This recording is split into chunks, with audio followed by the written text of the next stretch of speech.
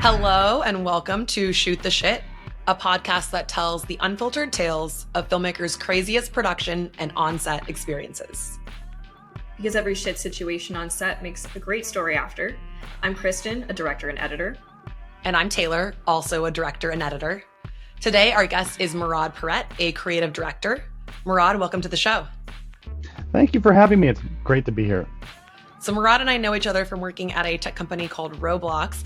We worked on everything from trailers to award shows. And I think one of the first things we ever worked on together was this green screen shoot for an award show. Do you remember that one? Yeah, I do. Of course I do. Yeah. We were interviewing. It's because I just remember this, actually, you saying that the first thing I worked on at Telltale, which was my job before Roblox, was a green screen. Like, it was keying out a green screen for a Game of Thrones thing. They were interviewed and the cast, and I had to key out the background, and I didn't know how to key. I was an editor, but I never keyed out a green screen before. As maybe that sounds scary, that I was hired into the professional job without knowing how to key a green screen. So I was YouTubing at work. Hey, you gotta learn somehow, you know? I think that's just this industry in a nutshell, to be honest. Like, you're very right. Just learn on the job. Yeah, I think people are afraid to say that they learn most of what they do on the job, and they think they come out of like film school with you do come out with a lot of skills, but you don't come out with like all the industry stuff that you actually need to know. It's hard to put a curriculum to it, I think, and so true, because I was the same way. I was watching the tutorials on the plane ride to California.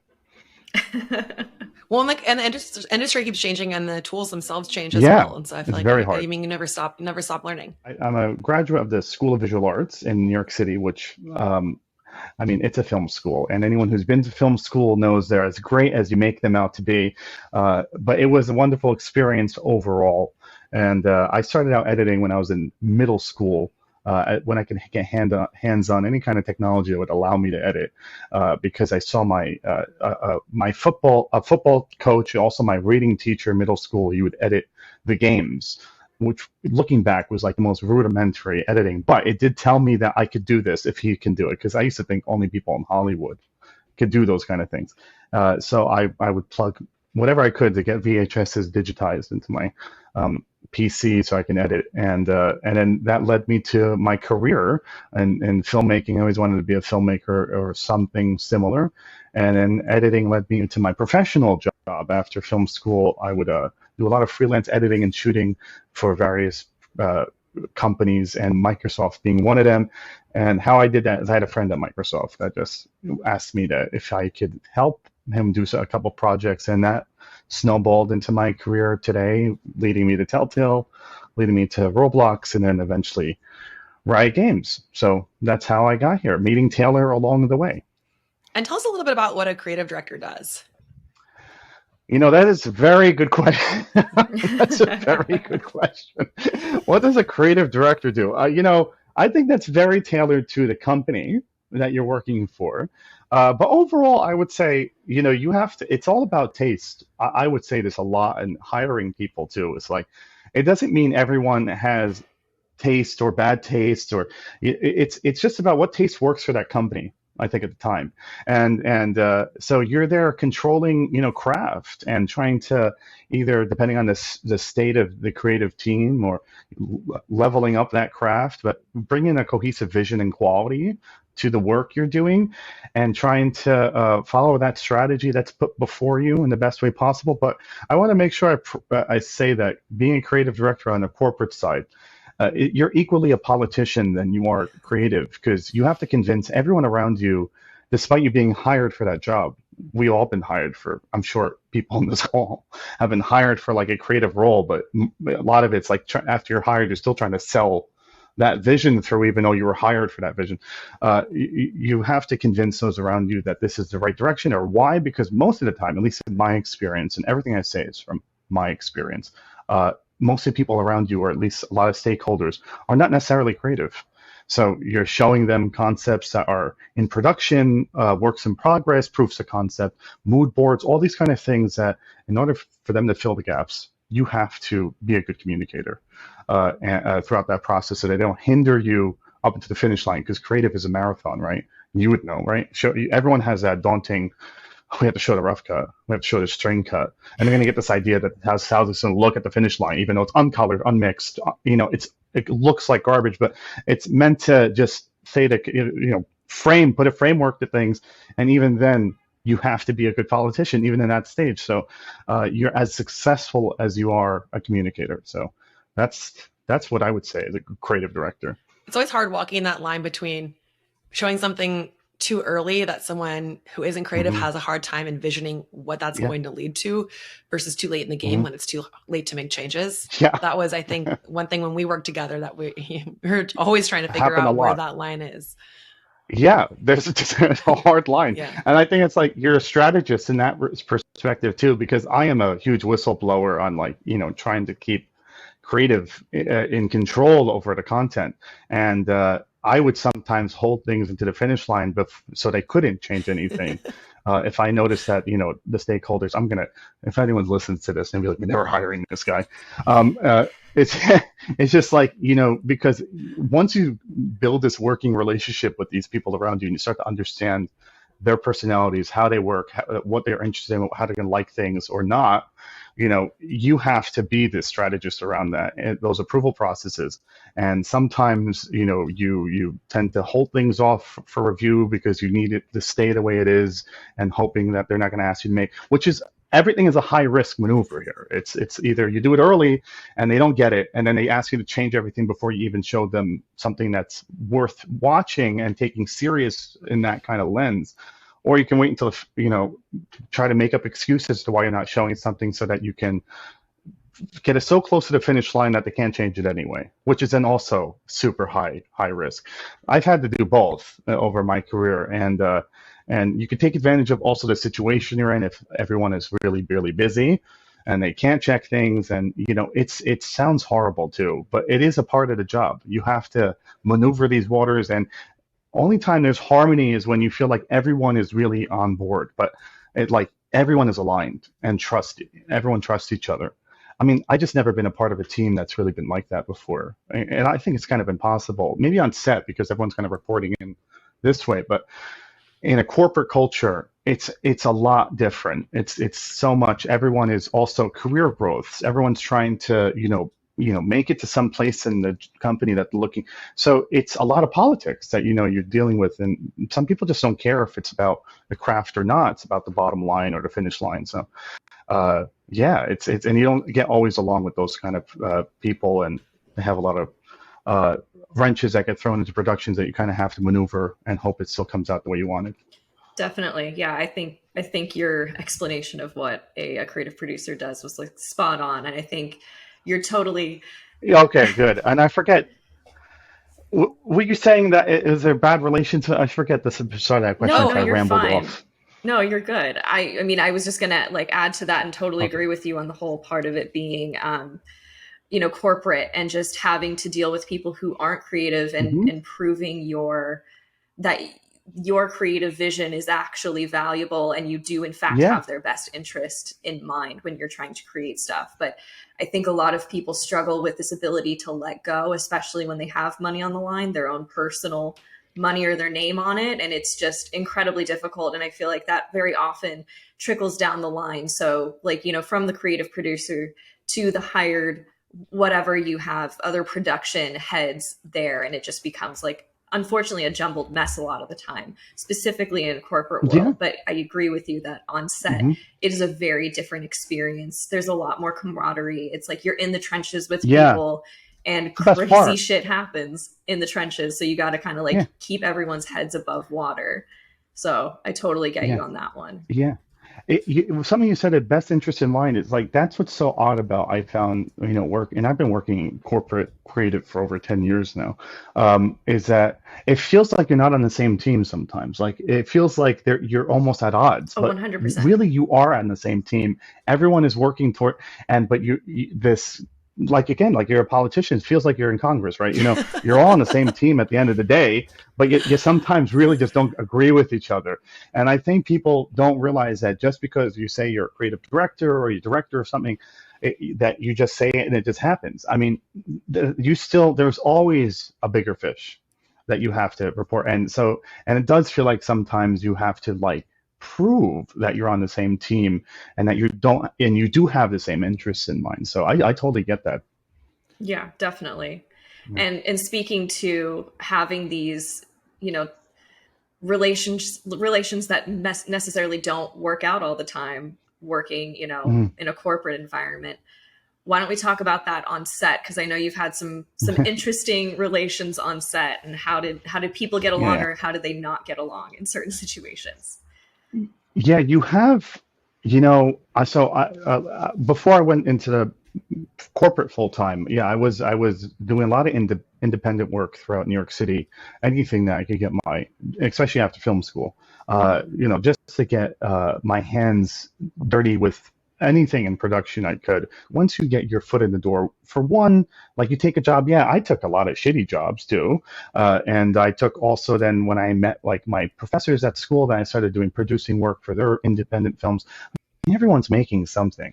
So you end up just kind of being picked and pulled in these different directions, which you're fortunate of, and you gain a lot of experience. So I had the opportunity to do a lot of AD work on my professor, he was my directing professor, also my thesis. And to jump in right there, an AD, assistant director, for those who don't know. It is an assistant director, and people are like, what is that? If you don't know what that means, like, are you like partnering with the director and directing scenes? Absolutely not. That is not what you're doing.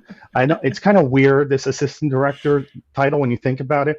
You're like the nicest asshole on set. Like, you're making sure things are getting shot on time. People are where they need to be, getting to places. Like, you're the screw that makes everything turn. You really have to, and because if you take too long on a certain shot or a certain location, it eats away at your time somewhere else. You're dealing with actors, SAG, everything.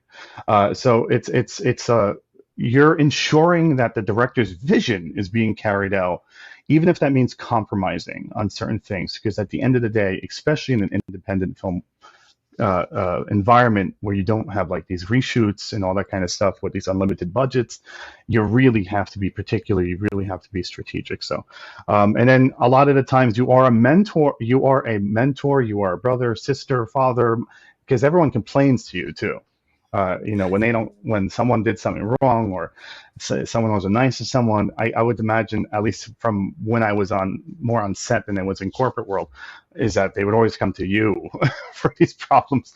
So I had I was on my professor, who was the director of the film and the writer of the film, and he had a DP that they thought they would love each other, I think, before. They had never worked together before they got on set, and then when they got on set, you had this guy. Wait, to interrupt you again, Murad. What is a DP for those who don't know? Thank you for correcting me. Just looping in our audience. That's a director of photography, and photography doesn't necessarily mean still photography. In this situation, it would be the guy that controls, the guy, gal, whoever it is, that controls the look and feel of the film, the cinematography.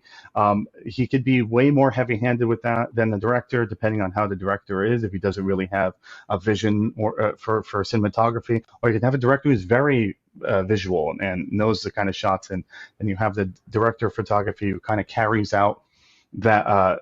They partner. They are the two biggest, most important people, I would say, on set most of the time.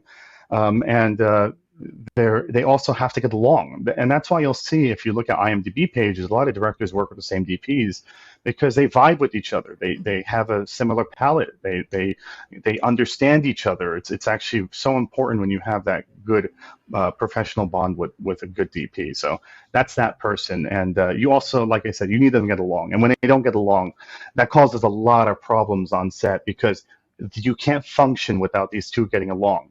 And so you have this DP, I don't remember his name, but I wouldn't name it anyway. This guy that he's done a lot of Hollywood stuff, but as like a key gaffer, which is okay. That's a person in control of lighting, setting up lights, electricity, all that kind of stuff. The electrical part of lighting, he would do that for like all these big New York sets. But then he was also a professor at film school, and he would teach lighting and setting up lights. And very similar to what a DP really does, but kind of like he would report into a DP. A gaffer would report into a DP, and so my professor, he wanted to, let's call him Jim for the purpose of Jim and Tom. Tom is the DP. Jim thought it would be great to give this guy a shot on DPing his movie because he had so much experience. The problem with that is that this guy was used to these Hollywood run level productions, and then you have limited time, limited resources for everything on an independent film. So he would take entirely too long to set up, and the director would get pissed off because we don't have as much time on all these locations and everything, and we don't have this, union crew that is, even though a lot of them may be from the union, but this is a non-union set except for the actors. We don't have enough manpower to do everything that's super efficient. So that was just a first step of them not getting along. And then little by little over the week, it would just snowball to the point where the DP stopped showing up. Let's say Tom just stopped showing up to set. And then I'm waiting there, and then I have to go to Tom and be like, Tom, we need you on set in 10 minutes. We gotta picture up. And he'd be like, I'm not kidding you. He'd be like, I'll get there when I'm ready. And I'm like, so you look at it as an AD, what do you do in these kind of scenarios where you have someone who's just telling you basically no, he's not going to show up on time. And then I have to go to tell the director, and you have to figure this out. You're like a therapist. Like, how do you get this so that it doesn't become a fight or some kind of like bigger altercation? And I'll go to the director, and I'm like, well, he's still late. We're working on it. I'll finagle the story a little bit, and then to the point where he's still not showing up, and then the director's like, just give me the effing camera. I'm gonna shoot it. And then you have that kind of situation. Then you have this guy that Tom will show up then afterwards, and already things are starting to shoot, and his crew is already working. So then you have to be that person in the middle that's looking between the director and the DP, like, here comes an altercation. It's about to happen on set. And you have to try to shield everyone from this and take them aside so that they don't fight in front of actors or argue in front of crew. It brings down the set, brings down the vibe, makes an awkward thing, especially when you want people that have emotions and manipulate emotions on set and have a good morale. I mean, so this is one of the most difficult things ever. But it got to the point where the DP left the production, and the director started shooting everything himself. And it was the only way forward, because even the camera crew were complaining about Tom. He was getting physical with some of them, like shoving them out of the way when they weren't doing things right. He was just someone who wasn't. Oh my God. He doesn't belong on. I don't think, from my opinion, doesn't belong on any set. But if you're on an indie set, you have to understand that this is you're gonna compromise a lot of the ways things are done. And I'm not even saying that this is like two guys and a camera.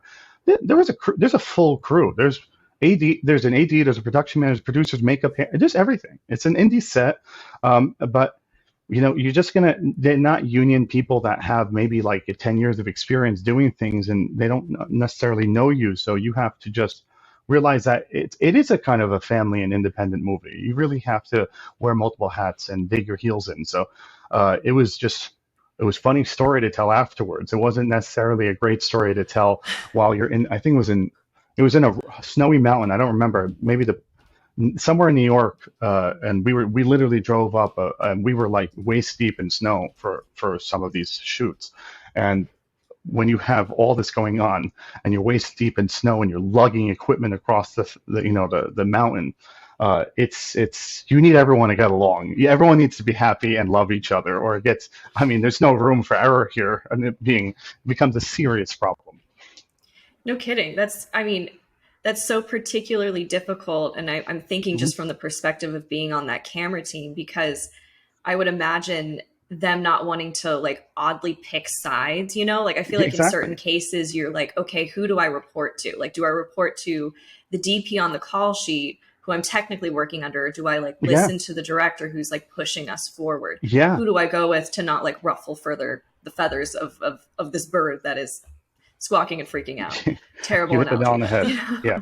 Loving all the metaphors. It creates such a divide in the crew. And you touched on things I didn't even think of. It's like, that's a part of what I'm talking about when you see these altercations, sometimes these arguments, these tiffs happen on set. You try to like actually excuse them off and then tell everyone to take 5 or take 10, because you just want it's people can talk, about what's going on, but you want to try to you want to still suppress it as much as possible so that people can make up their assumptions around what's going on, but you want to handle it behind the scenes as much as possible so that the crew and the cast don't feel it. In that particular instance, was everyone pretty tense after the DP left? Yeah. Or No, they were yeah, happy. I would say they were happy. You had a toxic energy on set. That clearly, like, I don't, nothing personal to him. I never worked with him aside from that. But you just come to a point where you have to make a hard decision. And the director, especially if he makes it, I supported it because it was not doing us any good waiting around. We were just burning time. And anyone who's been in AD, I really care about time. And I want us to get, we're not coming back up this mountain again. Just so we got to get what we need to get. We need to shoot this movie, and luckily the director, Jim, I think I made his name, he was a former DP. He started off in the industry as a DP, so he was shooting his own work at that point, and that was okay. I mean, it takes more time, but it's better than not having anything. So we went most of the shoot, I would say, with him shooting the rest of it. Yeah.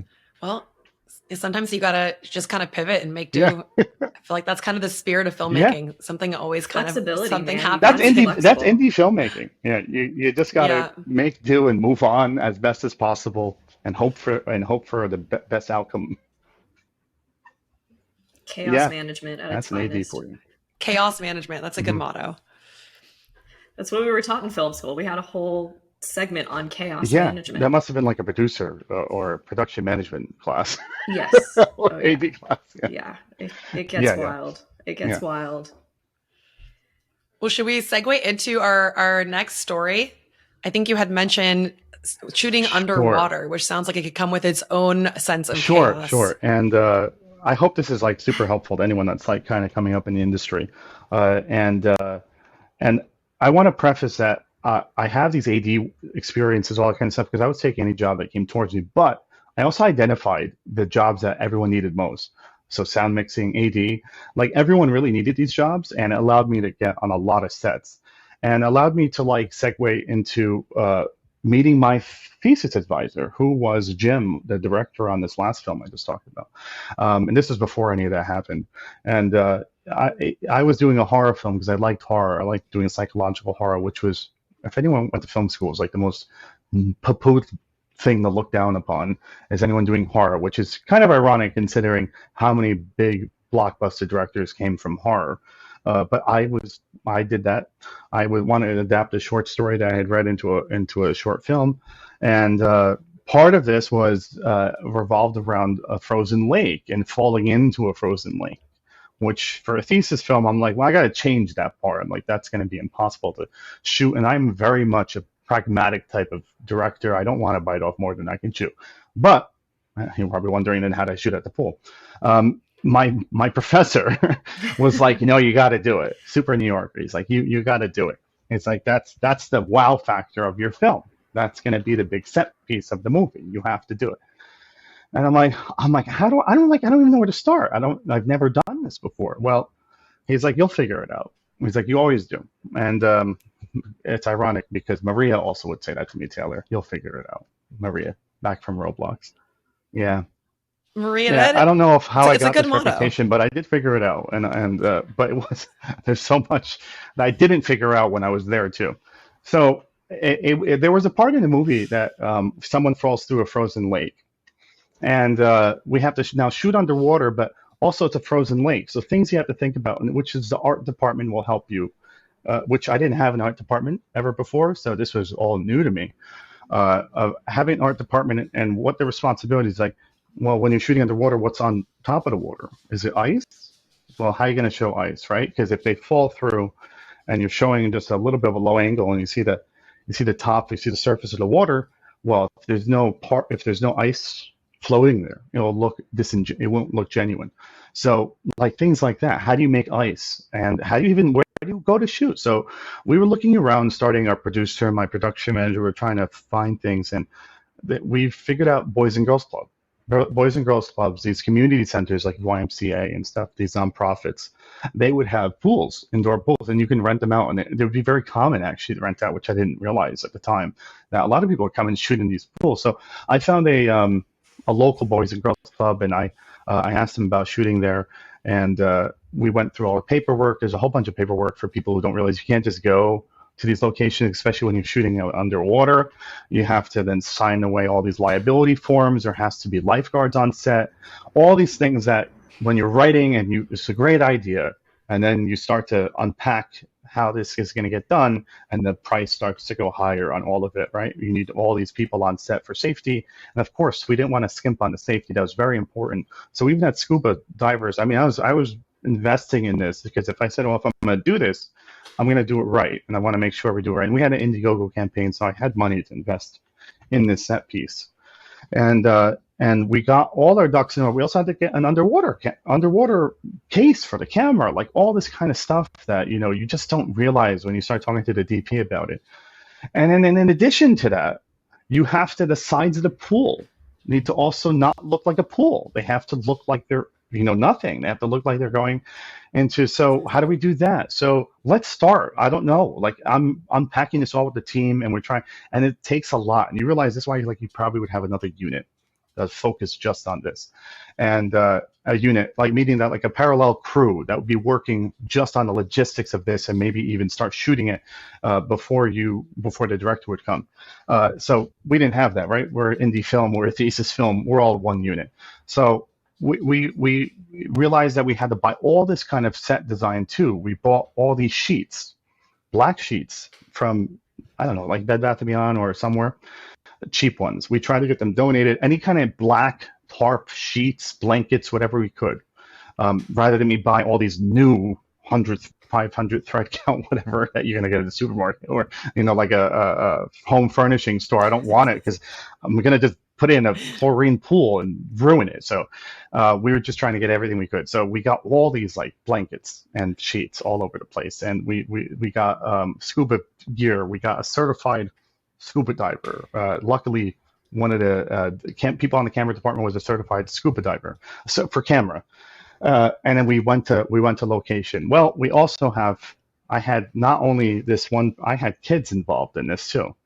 And these kids were going to be dead kids. Yeah, it just keeps getting more extravagant. The more I unpack what I did to myself, the more I'm regretting every moment of this. And then they had makeup, so they're supposed to look like they're dead and they're corpses. And then you have to realize all your makeup needs to be underwater. It needs to be waterproof makeup. All these things you just don't think about, when you're making it up. So add the complexity. We had 3 kids that needed to be underwater.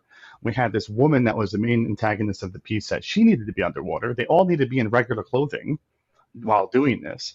And I had this whole grand idea that these kids would drag this woman underwater. Oh, please. The reality of hitting me when I was on set, of finally trying to realize how hard it is to stay submerged underwater. It is not easy to stay submerged. So I get on set, we take all the tarps, we put them down. It took forever. It took hours, I would say at least 3-4 hours just to set up. So you're covering the sides of the pool and everything in black tarp. Covering, okay. And if I'm not clear yet, stop me. We're covering. We first get there. We start covering all the sides of the pool in black tarp and black dark blankets, dark sheets, and then we would weight them on the side of the pool to hold them up, so that would just sit. But they're also now in the water like this. They're also floating around. So we had to weight them underwater. It's everything. It's so hard. So you have to weight them underwater as well to keep them flat again, so they just look like they're just going in. It's all crazy looking. So we did that. And we also have to now have ice on top, just for the portions, obviously for what we're shooting. And we use wax, melted candle wax, and then froze it on cookie sheets. And then we broke them and we threw them on top of the pool to look like ice. And actually the end result of that looked really great, the ice thing. And then we started shooting. We had our scuba guys inside the pool. We had our actors, our talent, the children. They're so excited, the children. And they jump in, and we have to hold our breath. There's not like some certified scuba person under there to give them breath and let them go, because they also need to stay submerged, which was impossible to get these, and these kids are like 9. They don't know really what to do in these situations. So we tried our best to shoot this while going underwater as long as we could for a little bit, coming back up, going underwater, coming back up, and with the kids trying to have her dragged down. I mean, imagine 3 kids. They're swimming underwater. They're trying to pull this woman down underwater with them. The cameraman trying to get it all in between a take. It was so hard. So in the end, I ended up compromising a lot of that sequence. Like the pulling her underwater just didn't come out right. It didn't look good. But I did get enough of her swimming towards the camera, which you can see in the film, that came out really well. All of that kind of stuff, we could rework that scene, which is independent filmmaking. You're just write the script you write, the movie you shoot, the movie you edit. They're all 3 of those are different, and so we ended up making it work with what we had to do. But then you realize in post, what did you get? You look at the shots and you realize there's seams, in the background. You can see some of the blankets didn't fully cover, and it's also not the right color, So VFX. I had a VFX person I met at school who filled in those seams. It was actually incredible that I didn't realize. And this at the time, this is back in 2014. So After Effects is still very accessible at that time, but seeing the capabilities of it, you didn't. I'm not a VFX person, so seeing someone in film school do such a grand job on this, he added bubbles. He made sure that all the background just looked like a kind of a dark abyss, like a lake would. The field of view was kind of shorter. Blackened her eyes out, motion tracked her eyes, so she was supposed to have black eyes, and did all this like great work to just make that all look really good. And I think the moral of that is like, people who shoot practical and combine VFX, I think it really works. I really do stand by this, even like with the film. I think overabundance of CGI, there's a back of your mind, and you can tell that none of that's real. This was a real shoot and really underwater, and him just patch jobbing all the things I couldn't achieve practically with VFX made that you would never know, I think, if you watch that scene, that wasn't shot in a frozen lake. Despite the compromise I had to make, it was such a learning experience, such an amazing time I had doing it, and working with people all day, sitting underwater. And I should also, for the audience, you're not shooting the whole pool. We had to tarp the whole pool, but there's like one section, if you look behind the scenes, I do have pictures of this, that it's just a corner of the pool we're actually working in. And if you look at when the sequence of the movie, it seems like it's on this big lake, and then it's just the movie magic, right? As soon as they go in the water, you're just seeing what's in that frame. So you would look at the whole pool and just see like the whole corner of everyone aggregating there. And there's also to look at sunlight. We put this diffuser on top of the pool, that section of the pool, and we shine this big spot, this big fog light, so it kind of looked like water. Light was coming through the water when we were under, so you see some of the light rays. So a lot of all these things that a fantastic DP, he fills that gap for you. I'm not going to think of, that there's sunlight that needs to show through the water. A DP really thinks of those kind of things, and really helped me tremendously. They were fantastic. I think that sense of compromise is something I've had to do so much in any filmmaking, where you have this vision, and then when you get there, things don't unfold the way that you think. They never do. I feel like sometimes magical things come out of that you wouldn't have thought to do. So absolutely, yeah. You never anything goes according to plan. If you're an AD or a director, you have to think, and experience helps, but you have to think about all the plan Bs and Cs that you're gonna have to come up with on set.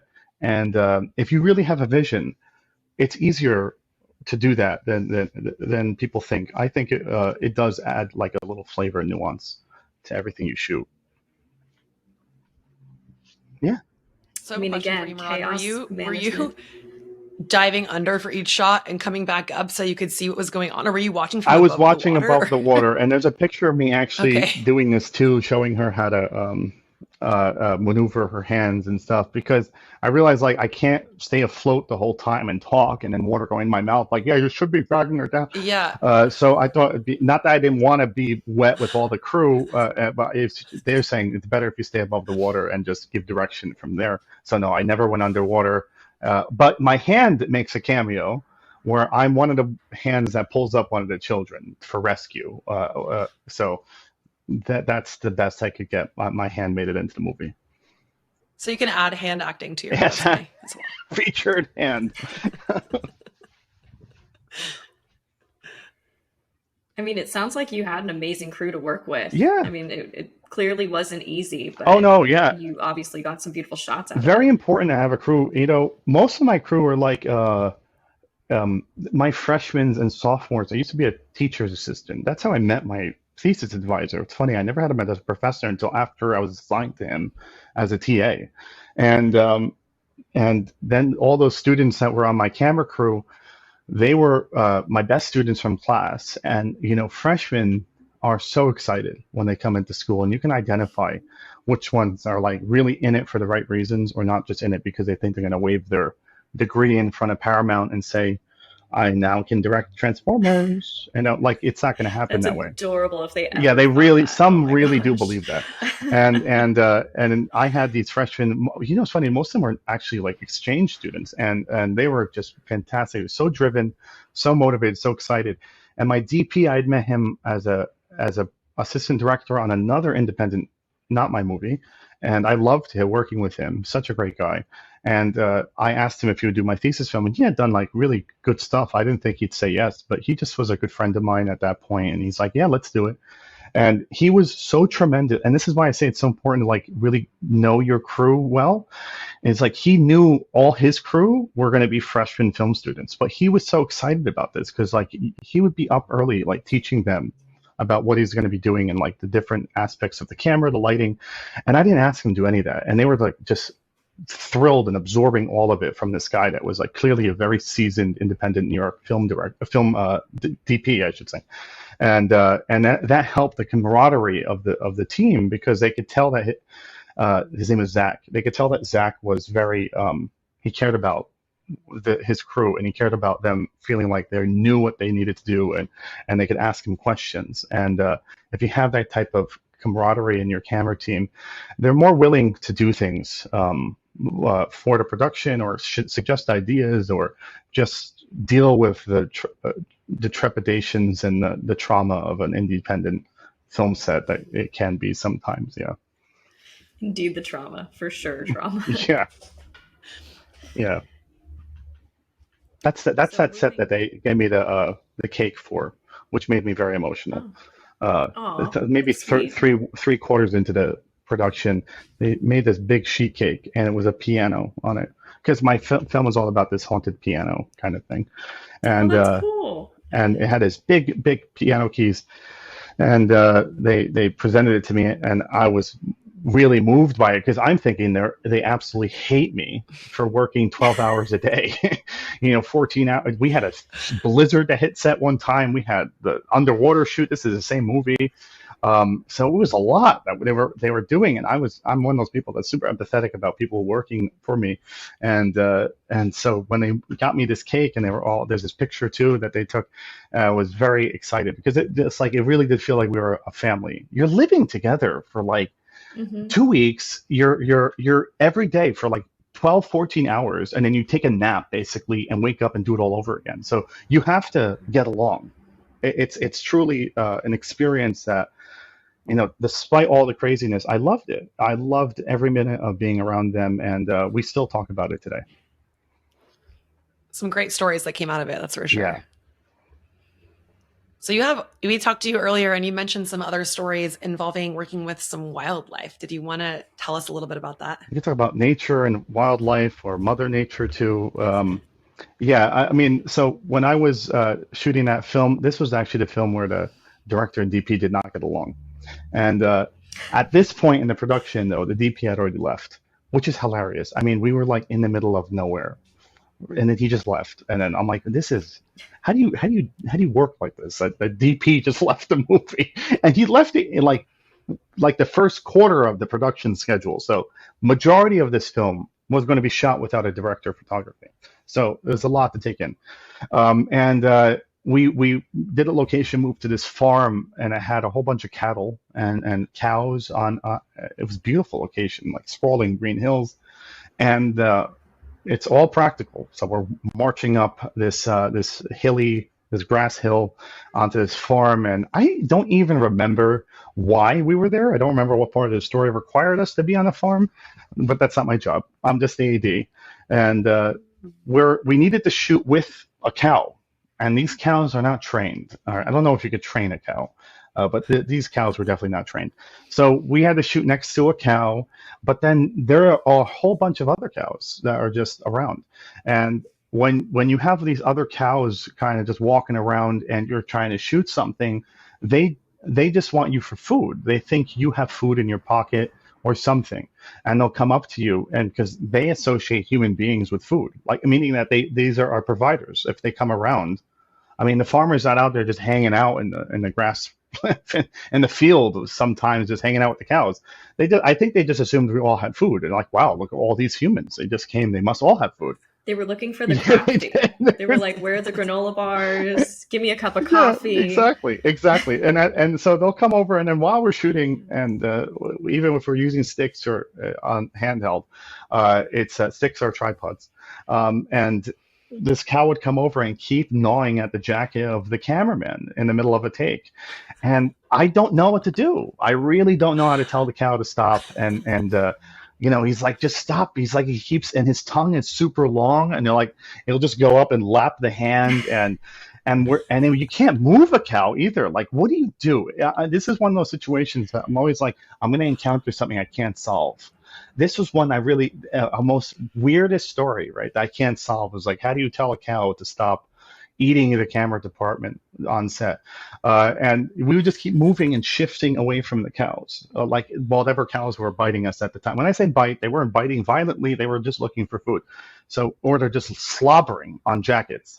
Biting. Yeah, like they're like not killer cows. Just being attacked by cows. They're just This these is not a polite, horror nice experience. cows are just looking for some snacks, and we'll just keep like a clock, just moving the set around, just like away from cows as much as possible without like compromising the shot as much. And then after we finally got everything we needed, and we're also in mud, we're also standing in like the calf almost up to our knees in mud sometimes, and that's just because like it's super sloshy, the hills with the water coming down. And this is a snowy area, so a lot of the water from the mountaintops that come down on these the environment that was more suitable for nature and cows, and it'd be like super muddy. So we were shooting in the middle of all that, and we just really want to get out of there. But it did make for an interesting photo. I can send it later, of the cameraman taking a picture with this cow, and he had his mouth open, everything. I think he got the tongue out. It's like one of these once in a lifetime photo selfies he got with this cow, to commemorate this moment we'll never forget of shooting with wildlife without any handlers or anyone trying to assist. We're just the crew. Sounds like a great Tinder I profile think it, pic. You really yes, one up it was the his tiger. Facebook photo We got for the quite some cow time. tongue. That's definitely a swipe right for sure. Yeah, they still work today, those guys, actually, all together, which I'm super happy about. Because they were just film students. Yeah. It's too funny. Oh my gosh. Were you guys dealing with lots of mooing? Yeah, they would sometimes. That was not as bad as planes. I think people really underestimate planes, like, because it's the one thing you cannot control or plan around. So yeah, and when you're in the middle of nowhere too, and it's really quiet, planes are very loud. Like, when it goes above. So because you're in farm, you're in a very rural area, and that's one of the things that on set that you just don't anticipate. It's like you have these planes that just make a lot of noise when there's no other noise to drown them out, and you have to stop everything, and then plane hold. A sound guy will hear it 10 minutes before we hear it, not 10, but you know what I mean, because he hears it coming from a mile away. But yeah, that was harder than the mooing. The mooing we can get over. We can add that in post. The planes, that's another thing. Yeah.